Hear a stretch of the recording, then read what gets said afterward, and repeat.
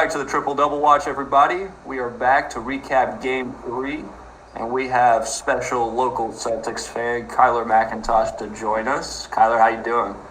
I'm doing all right. So we're going to start off with a quick box score rundown and some of the first quarter action.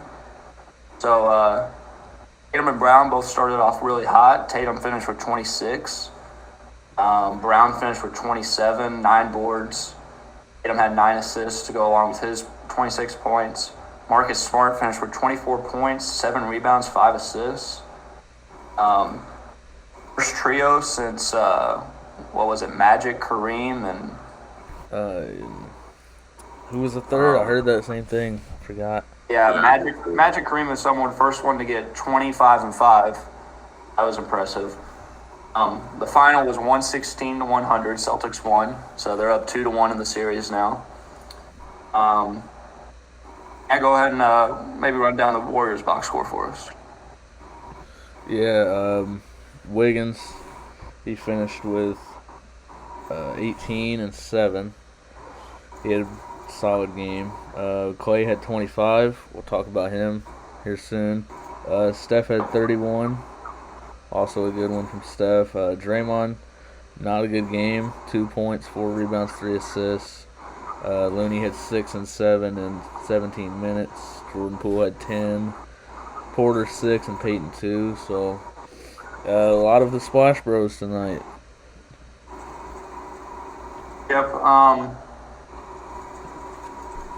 We'll talk about that first quarter in particular. So Brown had, I think, 17 first quarter points. Super hot start. Tatum was pouring it on 2. Celtics, I think, took an 11-point lead in the first. And the Warriors just looked slow. Start the game, the Celtics really wanted to get the crowd rocking, and they definitely did. Jaylen Brown needed a game like this for sure, I think. Been pretty good all series, but he hadn't been good for 4 quarters. He was definitely good for 4 quarters tonight. Other than that, what stood out for the Celtics for you?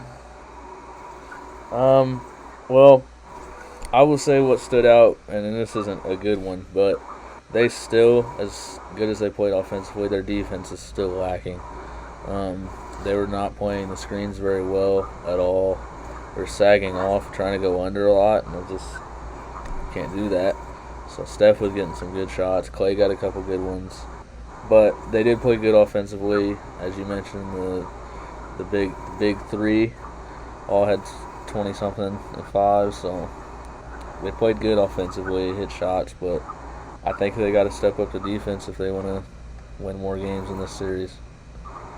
For sure. Kyler, what stood out for you? Like Ant said, yeah, they weren't contesting like too heavy on Steph and Clay on a lot of shots. Like Ant said, they were playing really back on screens. But I was really happy with how Robert Williams played because he kind of held down he impacted every shot that went down low. So yeah, absolutely. And he played about 20 or 21 minutes this game, I think. His minutes have fluctuated just in these 3 games already, but very impactful minutes tonight. What did you say his plus minus was at? Rob Williams had a 21 plus minus in 26 minutes. 6 minutes. Okay, so yeah, I think internally when I was watching the game, I expected him to only have 19 or 20 minutes, and they kept running him in the late third. They ran him in the fourth quarter, which they hadn't done a lot of times. They would typically put Derek White or Grant Williams in, but he was rolling tonight. Lob threat was there. He caught everyone. He was rebounding well.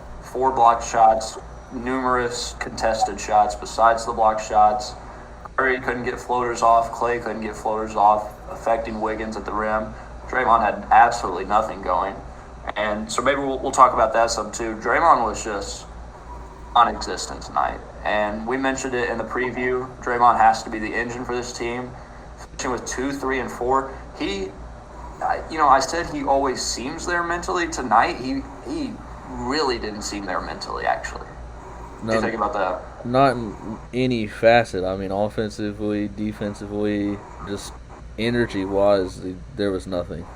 I mean, it's just un-Draymond-like, and like we said, he's got to be an X factor. You like to have him bring energy, and it felt like he had none. I mean, he had a couple, chippy plays, but you expect more, especially offensively and defensively from him. So, energy-wise, he's got to pick it up, and on both ends, he's going to have to pick it up.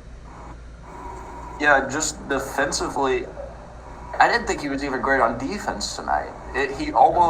He had a block here and there. He had good individual possessions, but it felt like he was one good defensive possession followed up by two bad ones. And watching the game live, I was almost like, I think they might be better with Otto Porter in right now. I think they could even go Jordan Poole, Iguodala. They might be giving them better minutes than that. Kyler, what'd you take of Draymond tonight? I was happy with how Draymond played personally. As the local Celtics player. Yeah. But you're kind of right, though, Quiz. How Draymond plays is just he plays aggressive, but he plays smart at the same time. Like, he tries to get under people's skin like how he did in Game 2, and I feel like the Celtics were more prepared for that, and I think it showed. So To point out Draymond, there was one particular possession that just, it almost a lack of effort tonight, and that's not something you see from Draymond often. There was one possession, semi-fast break, and Draymond's in the paint, kicked it out to Marcus Smart in the corner. So it was one of those things, there was like a 20-foot closeout, and there was no chance he was getting there. So a lot of times you see guys, especially NBA, I mean, they're smart guys. You see them, if they know they have no chance of getting to that closeout to affect that shot, they just won't close out. They'll get in rebounding position in case he misses it. This particular time, Draymond closed out about 10 feet, halfway. He didn't even do a full sprint all the way out. But he didn't affect the shot. Smart shot it. Smart missed it. And the rebound went right where Draymond would have been. Grant Williams comes flying in, gets the board, gets the stick back. And so it's like, that just was a complete mental lapse. It's like, okay, you got to fly out at him or you got to stay in rebounding position. And he didn't either. And Grant Williams in particular, Draymond tried to get under Grant Williams' skin and other guys, and it was not working. And Grant Williams played really well tonight. Yeah, Grant played really well, and that specific dust-up we were talking about, I think he was getting to Draymond a little bit more than Draymond was getting to him tonight. Absolutely. So, Draymond, like you mentioned, that play right there was just one of a few. It's like, what are you doing tonight? I just didn't get it, and he's definitely going to have to step it up going forward if they want any shot. But both sides, the defense of the Celtics, they got to step up, and Draymond himself has got to step up for his team. And by no means do you expect Draymond to go get you a bucket on any given possession, but I need him to do more fake handoffs because it seems like every time he does a fake handoff, he gets a free layup, and 2 points tonight is just unacceptable. I mean, you got to have more from him. I don't know. Kyler, what did you think of Grant and Robert Williams both tonight? I was happy with how they played. I felt like Grant Williams wanted it more when it came to both sides of the ball, and especially in that specific possession when y'all were talking about Draymond just not really caring about it on defense. I felt like he wanted it more throughout the game. I felt like he didn't let Draymond get in his head so much. And like I said about Robert Williams, I was happy with how he played. All in all, played his role well. Absolutely. And to go with Grant and Robert Williams, the Celtics dominated the glass tonight, and especially offensive rebounds. I know they had at least 13 or 14. They might have finished with a few extra at the end. But regardless, that's a lot. It was too many for the Warriors to give up. Now, granted, they're running small ball a lot of times, but there was a lot of hustle rebounds they did not get tonight. And most of those offensive rebounds were not long rebounds. They were around the paint. They led to easy kickouts. They led to easy buckets after. What do you think they could do differently to get some more rebounds? Well, I just think overall the hustle tonight all the way around was not there for the Warriors. I mean, the Celtics were every loose ball. Marcus Smart was there. Tatum and Brown were there. The Williams. Just overall, they've got to play better mentally and physically. They got to box out. They got to go get the loose ball. And you would think that you wouldn't have to say this about the Golden State Warriors at this point, but they've just got to get mentally right, I feel like, more than anything. And we'll see if Coach Kerr, he himself also had a couple questionable things tonight, but we'll see if he can get him going and come back in Game 4 and even it up. Yeah, so we'll dive in the Warriors more specifically now. Curry and Clay were great tonight. Pretty good shooting. Clay finally showed up. Got going a little bit at the start, and they were having to chase him off ball screens even more than they already do. That opened up the offense a bit. Wiggins was pretty solid on offense here and there. But besides those three, no production. Bjelica played like 3 second quarter minutes tonight, wasn't much. Iguodala played a few minutes, wasn't much. Gary Payton played some minutes. He was absolutely nothing tonight. And Jordan Poole was just okay off the bench. And either time Curry or Clay sat out, they typically sit Clay the first 3 minutes of the first quarter, and then they sit, or the last 3 minutes, and then they sit Curry the first 3 minutes of the second. That 6-minute gap was not good for the Warriors, and same thing in the second half. When either Curry or Clay was out, they were just bad. They were out of sync. They focused on the other one that was still in. Yeah, what did you think about that? Yeah, it was just another not typical Warriors thing to see that. I mean, I mentioned in our preview that I think Steve Kerr has the championship mentality and or the advantage coaching-wise if there was one. But it didn't seem like that tonight. I mean, just the minutes you're talking about, putting in Bjelica and Iguodala, and it's not all Coach Kerr, but just completely unproductive minutes from the guys he put in tonight, and then taking out your stars in that vital end of the third, beginning of the fourth. It's very questionable. A lot of questionable things from the Warriors, and this feels like this whole series is going to be like that. Adjustments the whole way. You had Game 1, the Warriors get embarrassed in the fourth quarter to blow that game, and then they come out and look amazing in Game 2, and now we're back to just these mental lapses in Game 3. So it's going to be up and very back and forth, I feel like, and we kind of saw this coming, but both teams have got to get everything going right to win this series, and it just feels like neither one's going to get that going right now. Yeah, so game finished, like I said, 116-110 with the Celtics win. What you're not wanting to see is the Warriors figure it out, but if they were to figure it out, who or what do you think they have to get going in Game 4 for the Warriors? I feel like it was kind of hard this game with Curry kind of being in foul trouble all game. I mean, he still finished with 31 points because it's Steph Curry. But like you said, when those two are out of the game, which is a rare occurrence, somebody else has got to step up with Wiggins or Poole or anybody really. Like, because Draymond, he didn't look to score this game, I didn't think. Shot 1 for 4. So, I feel like someone else needs to step up on the offensive side when the two stars are out. So, although the Warriors ended up falling short, they were down by about 10 or 11 at halftime, and they had an amazing third quarter again, like they always do. They stormed back to take the lead at one point in the third. Celtics managed to take the lead back going into the fourth. But and the Warriors came out with the right adjustments. They went on a crazy run, sparked by a 7-point possession in the midst of it.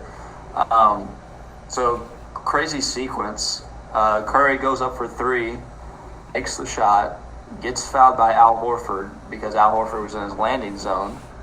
So they go review it, and one of the new rules in the league is the big landing zone area. Turn, ankle potential, all that.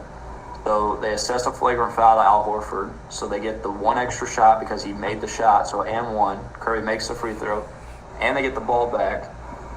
Late shot clock, Otto Porter throws up a 3, drains it, 7-point possession. I think they went into that possession down 9. They left it down 2. before the Celtics even touched the ball, much less like put up a shot or turned it over or anything, just even touch the ball. So, I mean, what'd you take of that? And how Yeah, it crazy was that wild, and it was weird when they came out of the review. He was like 2 shots to make one. I was like, I don't know if I've ever heard that in the NBA, at least not anytime recently. But it was a wild play, and I get the landing zone thing, but spots like that, I don't know if it warrants a flagrant, you know. But I understand it, and specifically, you can look at Curry, weak ankles, could have easily turned it. So I understand it, but a little odd to me. But definitely one of those weird plays, 7-point possession. You don't see that.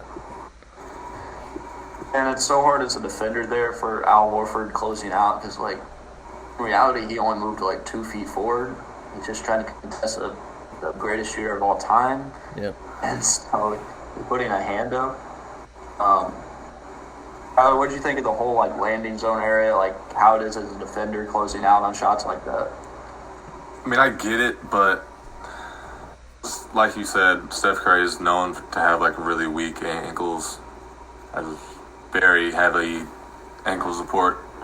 But still, I didn't think that was a hard enough foul to be even considered to be a flagrant. A little bias.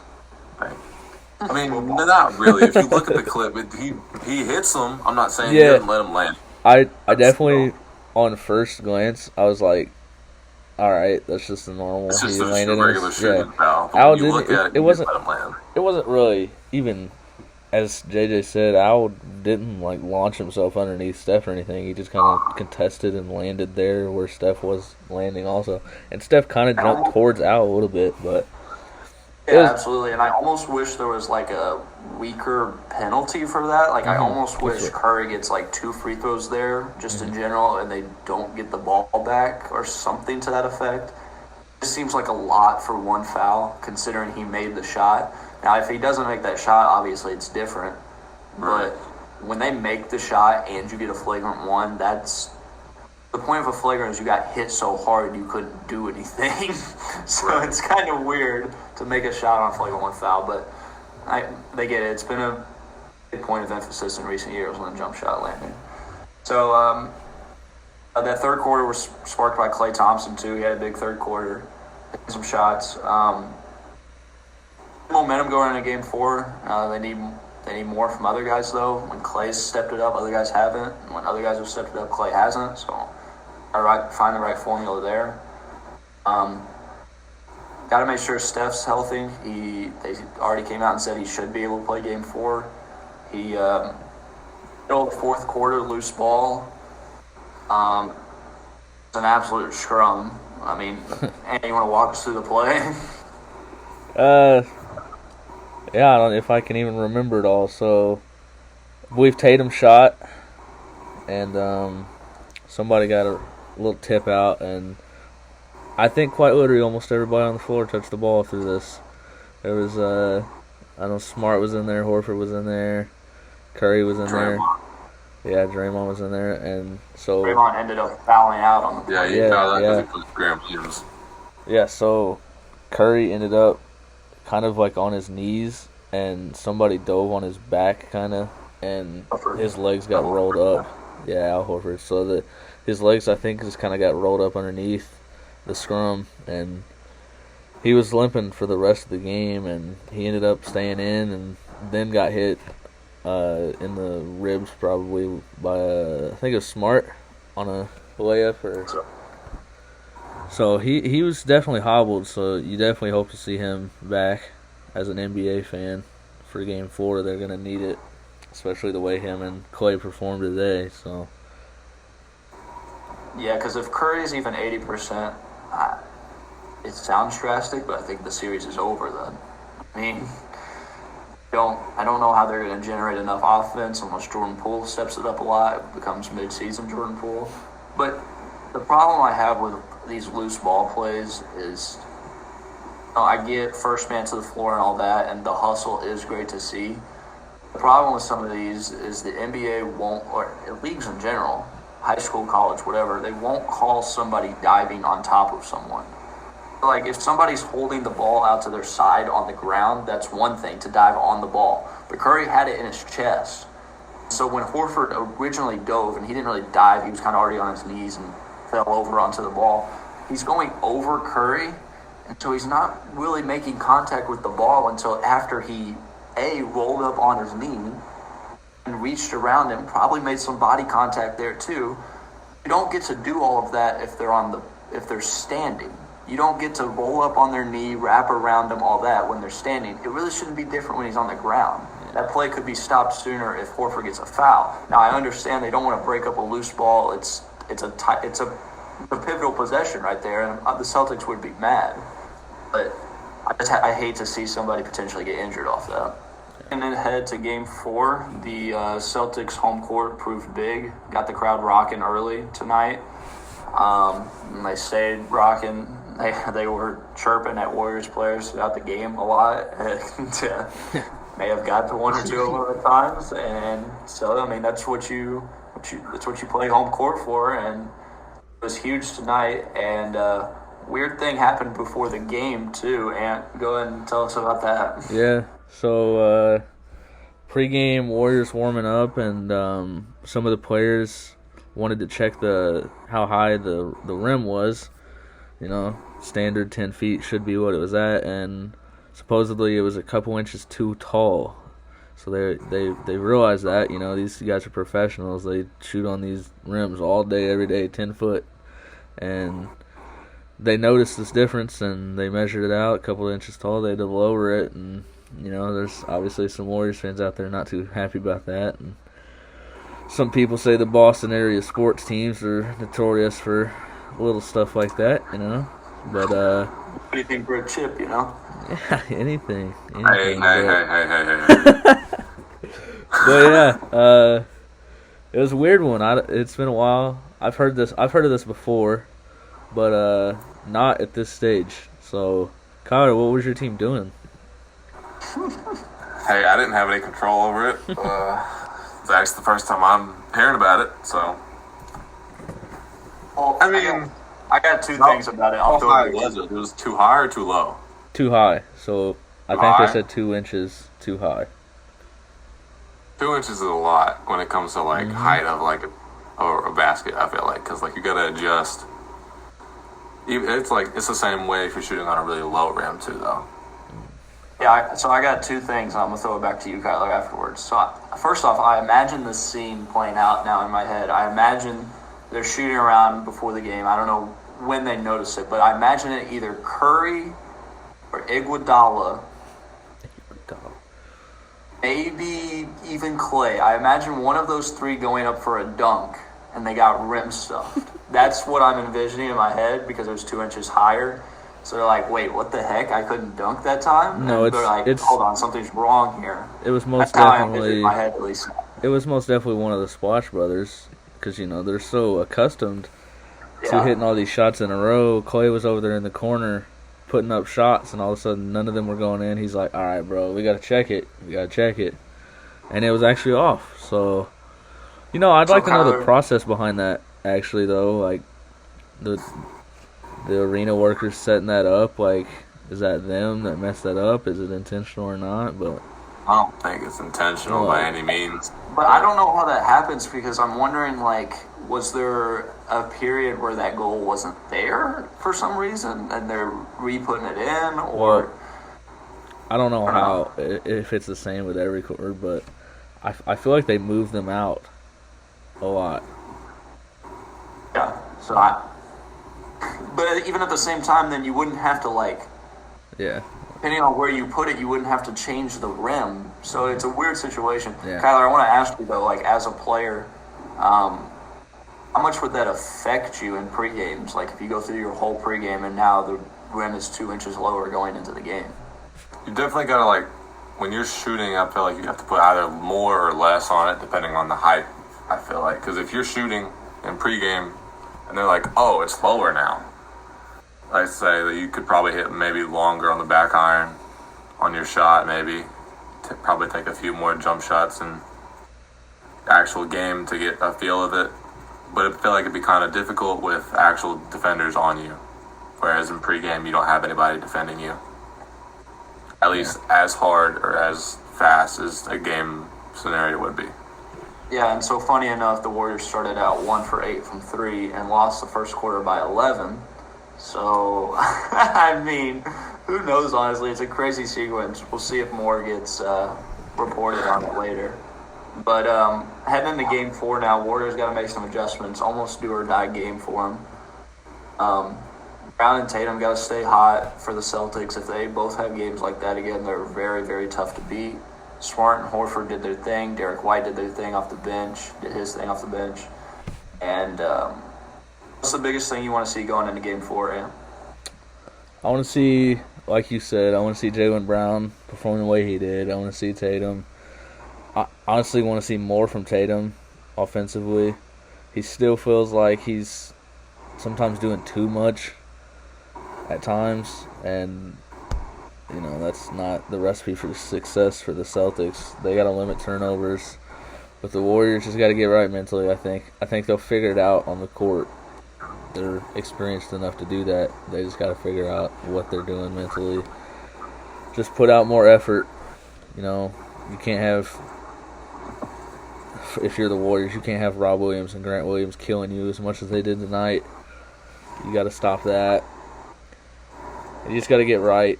You got to hope Steph's healthy and move on from this game. Kyler, what do you think? What do you think the Celtics got to do to repeat their success? I feel like I agree with Ant. I feel like Jason Tatum's trying to do too much. He shot 9 for 23.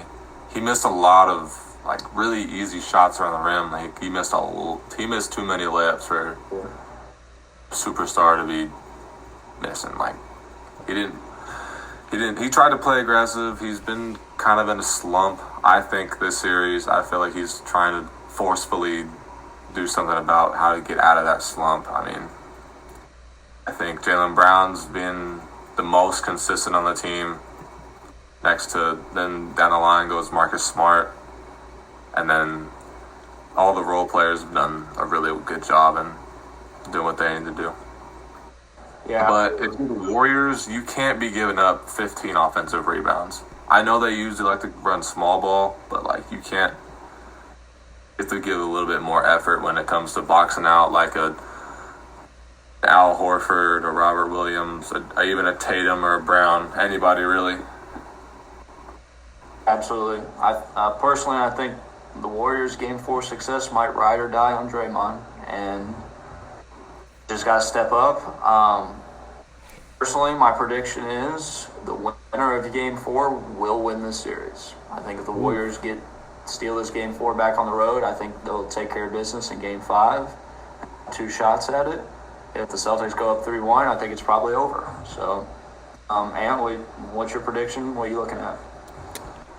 I think it's going to be hard for the Warriors to play much worse than tonight. And, it was a close game most of the way through, but like we've mentioned, just did not seem like they were all there. But I don't know if it's whoever wins Game 4 will win it, because I still think the way this has been going, so back and forth. I'm going to have to go with Warriors Game 4, though. It's so back and forth. My prediction was Warriors in 6, Game 6 Clay. So, it kind of would be going along with what you said. But I do think it's back and forth. I think Warriors will figure it out. I think Draymond will come back out and look better than tonight. So, Kyler, you're definitely predicting Warriors in 6 still, right? Yeah, no, never. Those words never came out of my mouth. Nah, I agree. I think whoever wins Game 4, it's going to be a really big momentum boost. But, I don't know. I got to go Celtics in 6. I don't care about Game 6 Clay. We're not scared of it. And if it goes to Game 7, y'all don't know about Game 7 Grant. I'm just saying. That does not exist. Game 7 Derek White. I don't know what you're talking about. That too. See, he's just giving me more reasons why the Celtics in 6. I don't know. Celtics in 7. I don't know about not scared of Game 6 Clay though. It's a little wild. I don't think we are. don't think we are. Nevertheless, we have still not had a game that has had crunch time, like super last 2-3 minutes crunch time basketball. So I'm kind of hoping for that in Game 4. Kind of hoping the Warriors win just so we see potential of Game 7 series. Regardless, we're in for a good one. It'll be on Friday night, 8 p.m. Central. And we will be recording again shortly after and should have an episode up for you sometime on Saturday. So we hope you enjoyed this episode of the Triple Double Watch. Hope you join us again. Shout out Kyler. Shout out Shout out Kyler. me.